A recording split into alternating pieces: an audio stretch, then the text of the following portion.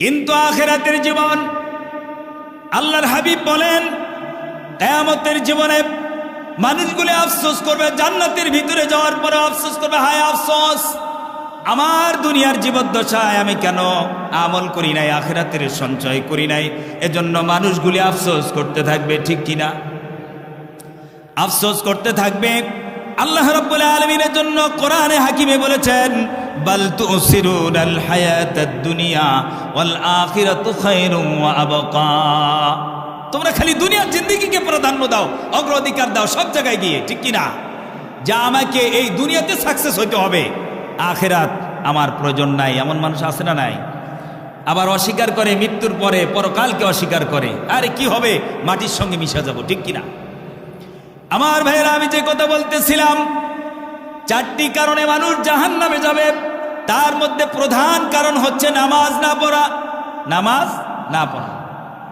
জান্নাতীরা জাহান্নামীদেরকে জিজ্ঞাসা করবেন, ও আমার ভাইরা, একই জায়গায় ছিলাম, একই এলাকার মধ্যে ছিলাম, একই সঙ্গে চলাফেরা করেছি, একসঙ্গে সব কিছু করেছে, কিন্তু আমি তো জান্নাতের ভিতরে আল্লাহ পাক আমাকে দাখিল করে দিয়েছেন, কিন্তু আজকে তুমি কি অপরাধের কারণে তুমি জাহান্নামের মধ্যে আসো?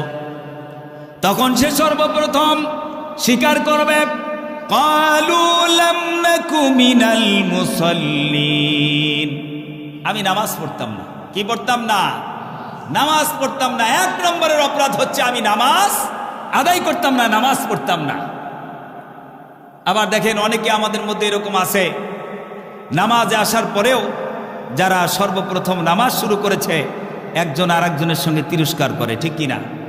নিজে তো আসেই না, আরেকজনকে বলে, এই কই যাও? কয় মসজিদে। আরে কোন দিন ফির মুন্সি হইলা, মোল্লা হইলা, আছে না নাই? আবার অনেকে বলে, আরে তুমি এত নামাজ পড়ো, নামাজ পড়ে কয়জন বড় লোক হয়েছে? আমার ভাইয়েরা, কিয়ামতের ময়দানে ওই মানুষগুলি আফসোস করবে আর নিজের আঙ্গুলগুলি কামড়াইতে থাকবে। আল্লাহু আকবার। নিজের আঙ্গুলগুলি কামড়াই কামড়াই ছিটতে থাকবে আর আফসোস করতে থাকবে, হায় আফসোস, আমি তো নিজে নামাজ পড়িনি, আর একজন নামাজে গেছে, আমি তাকে তিরস্কার করেছি। নাউযুবিল্লাহ। আল্লাহ রাব্বুল আলামিন দুনিয়ার জীবন সম্পর্কে কোরআনে হাকিমে আল্লাহ পাক বলছেন, বাল তুসিরুনাল হায়াতাদ দুনিয়া ওয়াল আখিরাতু খায়রুম ওয়া আবকা। আল্লাহ রাব্বুল আলামিন কোরআনে হাকিমের মধ্যে আল্লাহ পাক সুস্পষ্ট ভাষায় দুনিয়ার সম্পর্কে আল্লাহ পাক সমস্ত মানব জাতিকে জানিয়ে দিলেন, বাল তুসিরুনাল হায়াতাদ দুনিয়া ওয়াল আখিরাতু খায়রুম ওয়া আবকা। আল্লাহ পাক বলতেছেন, দুনিয়ার জীবন তোমরা অগ্রাধিকার দাও, প্রাধান্য দাও। বাল তুসিরুনাল হায়াতাদ দুনিয়া, দুনিয়ার জিন্দেগিকে তোমরা প্রাধান্য দাও, অথচ আখিরাত হচ্ছে সর্বশ্রেষ্ঠ এবং চিরস্থায়ী জায়গা। সুবহানাল্লাহ। আখিরাত হচ্ছে সর্বশ্রেষ্ঠ এবং চিরস্থায়ী, যেখানকার সুখ শান্তি দুঃখ সব কিছু স্থায়ী। সব কিছু কি স্থায়ী? দুঃখ যদি হয় কোনোদিন সেই দুঃখ শেষ হবে না। আর যদি সেখানকার সম্মানের চেয়ারে আল্লাহ পাক আপনাকে আমাকে বসিয়ে দেয়, তাহলে সেই চেয়ারটা আর কেউ কোনোদিন আমার হাত থেকে ছিনাই নিতে পারবে না। এজন্য আল্লাহ রাব্বুল আলামিন কোরআনুল কারীমের মধ্যে আল্লাহ পাক সুস্পষ্ট ভাষায় বলেছেন, আল্লাহ পাক বলেছেন, প্রত্যেকটি মানুষকে লক্ষ্য করে আল্লাহ পাক বলেছেন, প্রত্যেকটি মানুষ যেন ক্ষতিগ্রস্তর মধ্যে আছে। ওয়াল আসর ইন্নাল ইনসানা লাফি খুসর। আল্লাহ পাক সময়ের কসম দিয়েছেন। তাফসীরবিদগণ লিখেছেন, এই সময়টা দুনিয়ার হায়াতে জীবন সম্পর্কে আল্লাহ পাক বলেছেন, আপনাকে আমাকে 50 বছর 60 বছর 80 বছরের জিন্দেগি দিয়ে আল্লাহ পাক পাঠিয়েছেন অনন্ত জীবন কাল পরকালের সঞ্চয় করার জন্য, ঠিক কিনা? এজন্য আল্লাহ পাক কোরআনে হাকিমের মধ্যে সময়ের সম্পর্কে আল্লাহ পাক কসম দিয়েছেন, প্রত্যেকটি মানুষ এই সময়ের জন্য আফসোস করবে। যে ব্যক্তি জান্নাতের মধ্যে দাখিল হবে, প্রবিষ্ট হয়ে যাবে, ওই ব্যক্তিটাও জান্নাতে যাওয়ার পরে আফসোস করতে থাকবে, আফসোস করতে থাকবে, হায় আফসোস, দুনিয়ার হায়াতে জীবনে আল্লাহ রাব্বুল আলামিন আমাকে 80 বছরের জিন্দেগি দিয়েছিলেন, কিন্তু আমি পরকালের সঞ্চয় করতে পারি নাই, এজন্য মানুষগুলি আফসোস করতে থাকবে। তাহলে সবচাইতে আমাদের জীবনে মূল্যবান জিনিস কি ভাই? সময়। সবচাইতে মূল্যবান জিনিস কি? সময়। আমার সঙ্গে একটু কথা বলতে হবে আপনাদের। সবচাইতে মূল্যবান জিনিস কি?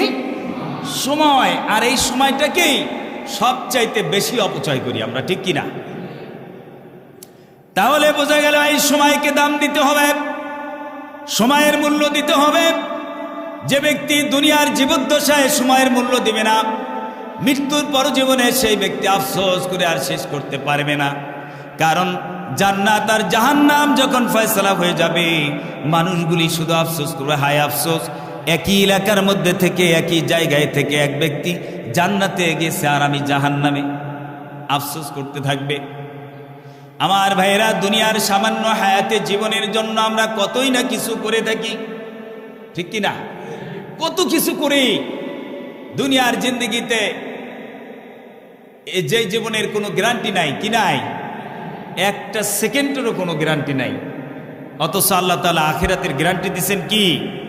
জান্নাত আর জাহান্নামের মাঝখানে মালাকুল মউতকে কোরবান করে দিয়ে বলবেন, যারা জান্নাতে আসো আর যারা জাহান্নামে আসো, কোনদিন আর তোমাদের মৃত্যু হবে না। আল্লাহু আকবার। সুতরাং আমাদের মৃত্যুর পর জীবনটা কিসের দরকার? সুখের দরকার। কিসের দরকার? সুখ দরকার। আছে না নাই? গন্তব্যস্থান হচ্ছে জান্নাত। কি? জান্নাত। এজন্য আল্লাহ রাব্বুল আলামিন কোরআনুল কারীমের মধ্যে আল্লাহ পাক বলেছেন, ও পৃথিবীর মানুষেরা, তোমাদেরকে আমি অনার্থক সৃষ্টি করিনি, তোমাদেরকে সৃষ্টি করেছি একটা মাত্র উদ্দেশ্য, তোমাদের সকলকে আমার দাসত্ব গোলামি করতে হবে। সুবহানাল্লাহ। দাসত্ব করতে হবে, গোলামি করতে হবে, এজন্যই আমি তোমাদেরকে সৃষ্টি করেছি। সুবহানাল্লাহ।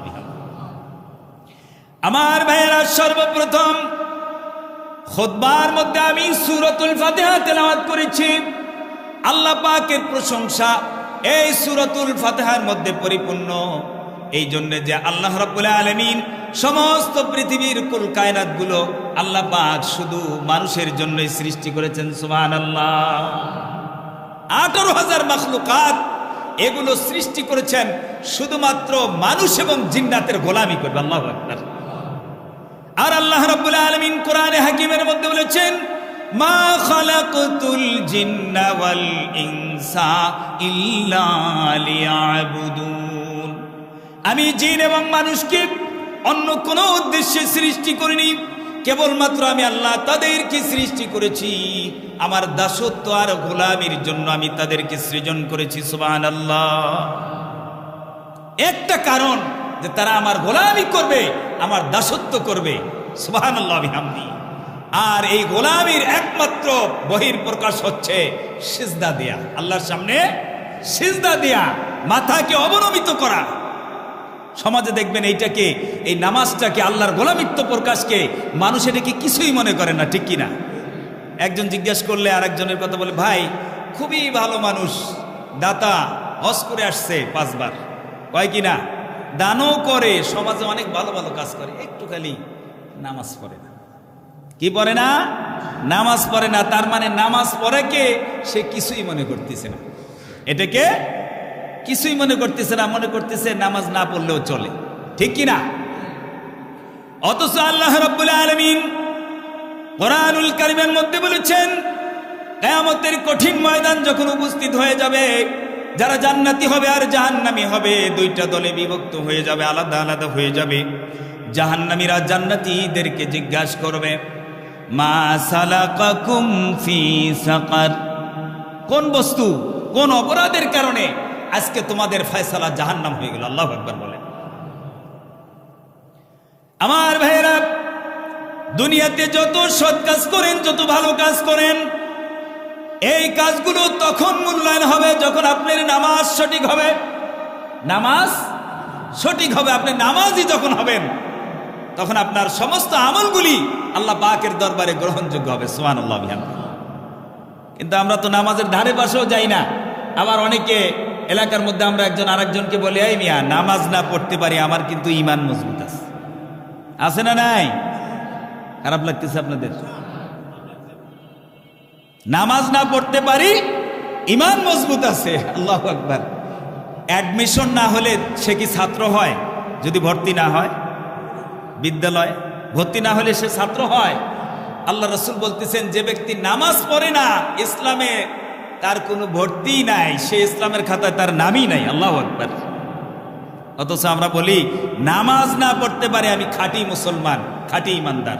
নাউজুবিল্লাহি মিন যালিক। হযরত রাসূল করিম সাল্লাল্লাহু আলাইহি ওয়াসাল্লাম হাদিসে পাকের মধ্যে বলেছেন, আউয়ালু মা ইউহাসাবু বিহিল আবদু ইয়াউমাল কিয়ামাতি মিন আমালিহি সালাতুহু। কিয়ামতের ময়দানে আমল পর্যায়ে আল্লাহ রাব্বুল আলামিন সর্বপ্রথম বান্দাকে জিজ্ঞাসা করবেন, বান্দা নামাজ আদায় করেছিস কিনা, নামাজ পড়ছিস কিনা। আমল পর্যায়ে যখন মানুষের আমলগুলি আল্লাহ তাআলা প্রথম দফতর খুলেই আমল পর্যায়ে সর্বপ্রথম যে কথাটি জিজ্ঞাসা করবেন সেটি হচ্ছে নামাজ। সেটি কি? নামাজ। এবং জান্নাতে যাওয়ার প্রথম শর্ত চারটি। কয়টি? চারটি। যে কারণে মানুষ জাহান্নামে যাবে, যেগুলি না করলে, সেই চারটি কারণের মধ্যে প্রথম যে কারণ সেটাই হচ্ছে নামাজ না পড়া। সেটাই কি? নামাজ না পড়া। অথচ সমাজে প্রতিষ্ঠিত, আরে নামাজ না পড়লেও চলবে। আছে না নাই? মুসলমানের সন্তান যদি জিজ্ঞাসা করেন, গল্প করতেছেন, চার দোকানে বসে চা খাইতেছেন, নামাজের সময় হয়ে গেছে, তো বলছেন ভাই চলেন মসজিদে যাই। তো বলতেছে যে আমার তো শরীরটা পাক নাই। নাউজুবিল্লাহ বলেন, শরীরটি পাক নাই। কি কথা! হায় আল্লাহ। যদি বলেন ভাই কারো যদি শরীর পবিত্র থাকে, তো বলে ভাই নামাজ পড়বো ঠিক বলছেন, কিন্তু অন্য অন্য আমলগুলোই তো আমি ঠিক করতে পারি নাই, এখনো মিথ্যা কথা ছাড়তে পারি নাই। আছে না নাই? মেয়েকে বিবাহ দেই নাই, আরেকটু বয়স হোক। আছে না নাই? তারপরে নামাজ পড়বো। বলে তুমি সুদের ব্যবসা করো, বলে সুদের ব্যবসা ছাড়বো, আর একটু বয়স হোক। বলে তুমি চাকরি করো, ঘুষ খাও, এটা তো জায়েজ নাই, কয় আর একটু বয়স বাড়তি হলে তখন তওবা করে নেব। নাউজুবিল্লাহ বলে। আছে না নাই? খালি অজুহাত আর অজুহাত। আছে না নাই? হাত হলো তিনটা। কয়টা হাত? মানুষের হাত দুইটা, আর একটি হাত আছে, এটা হলো শয়তানের হাত। কিসের হাত? অজুহাত, খালি অজুহাত। ঘুষ খাবো না, অজুহাত। কিছুদিন যাক, একটু বয়সটা হোক, তারপরে এই রাস্তা বাদ দিব, বাড়িটা একটু কমপ্লিট করি। আছে না নাই? বলে সুদের ব্যবসা, বলে ভাই বাদ তো দেব, আগে মেয়েটা বিবাহ দেই, ছেলেগুলি লেখাপড়া করাচ্ছি, তাদেরকে একটু এস্টাবলিশ করি, তাদেরকে রাস্তায় উঠায় দেই। নাউজুবিল্লাহ বলে। অথচ আল্লাহ রাসূল বলছেন, যারা সুদের ব্যবসা করবে এরা দুনিয়াও ধ্বংস, আখিরাতও ধ্বংস, এবং কিয়ামতের ময়দানে পাগল মাতাল করে আল্লাহ রাব্বুল আলামিন তাদেরকে উঠাবেন। নাউজুবিল্লাহ। এভাবে করে সুদের ব্যবসায় জড়িত। যদি বলেন ভাই আপনি নামাজ পড়েন, বলে এখন পর্যন্ত সুদের ব্যবসা করি, এই ব্যবসায় তো ছাড়তে পারি না, সুদের ব্যবসা বাদ দিলে এরপরে যা নামাজ পড়বো। আছে না নাই? বলে ভাই আমি চাকরিটা করি, কিছুদিন বয়স হলো, আর কিছুদিন ঘুষ খায় নেই, ঘুষ খাওয়ার রাস্তা আছে, একটু টাকা পয়সা বানাই নেই। আছে না নাই? বেটার বয়স হলো 30 বছর। কত বয়স? 30 বছর। 200 কোটি টাকার মালিক। কয়শো কোটি টাকার মালিক? 200, 400, 500 কোটি টাকার মালিক। আছে না নাই? বলে কোন জায়গায় আছে? বলে পলিটিক্স করি প্রায় 1.5-2 বছর হলো, একটা ভালো একটা অবস্থানে আমি আছি, ভালো একটা অবস্থানে আছি। বেটার বয়স 30-32। কত? 30-32। ভালো অবস্থানে আছে, 200, 300, 500 কোটি টাকার মালিক হয়েছে, অথচ সমাজে তাকেই আমরা প্রতিষ্ঠিত মনে করি। নাউজুবিল্লাহ বলেন। হারাম খেয়ে শেষ, ঠিক কিনা?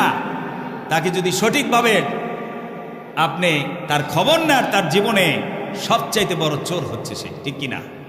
সমাজে সে আবার সবচেয়ে বড় নেতা, দেশ জাতির জন্য তারা কি করে? পলিটিক্স করে জাতির সমস্যার সমাধান করবে। আসলে বেচারা নিজেই তো সমস্যার সমাধানে করতে পারবে না, সেই সমস্যার মধ্যে রয়েছে, ঠিক কিনা? সমাজে তারাই প্রতিষ্ঠিত এবং তাদেরকে আমরা নেতা হিসেবে মানি, ঠিক কিনা? এভাবে করে তাদেরকে যদি বলেন হুজুর ঠিকই বলেছেন, নামাজ পড়তে হবে, কিন্তু আমি যে দলের মধ্যে আছি, যে জায়গায় আছি, অত্যন্ত বিজি মানুষ, খুব বিজি, খুব ব্যস্ত, আছে না নাই? বলে এটা দুনিয়া ইনকাম করার জন্য, দুনিয়া অর্জন করার জন্য লেগেছে। এভাবে করে অস্থায়ী জগৎ, ক্ষণস্থায়ী জীবনের জন্য হালাল এবং হারামের কোনো তমিজ পার্থক্য না করে দুনিয়ার জিন্দিগিকে অট্টলিকা, বাড়ি গাড়ি, এক দেশে বাড়ি নয় 10টা দেশে আমাকে বাড়ি করতে হবে, আছে না নাই? এ দেশে বাড়ি করেও শান্তি নাই, ঠিক কিনা? লন্ডনে একটা বাড়ি লাগবে, বেগমপাড়া একটা বাড়ি লাগবে, আছে না নাই? হ্যাঁ, সিঙ্গাপুরে একটা বাড়ি লাগবে, আছে না নাই? থাইল্যান্ডে বাড়ি লাগবে। এক ব্যাংকে টাকা হয় না, 10 ব্যাংকে টাকা জমাইতে হবে, আছে না নাই? আর এই মানুষ দুনিয়া নিয়ে ব্যস্ত, ঠিক কিনা?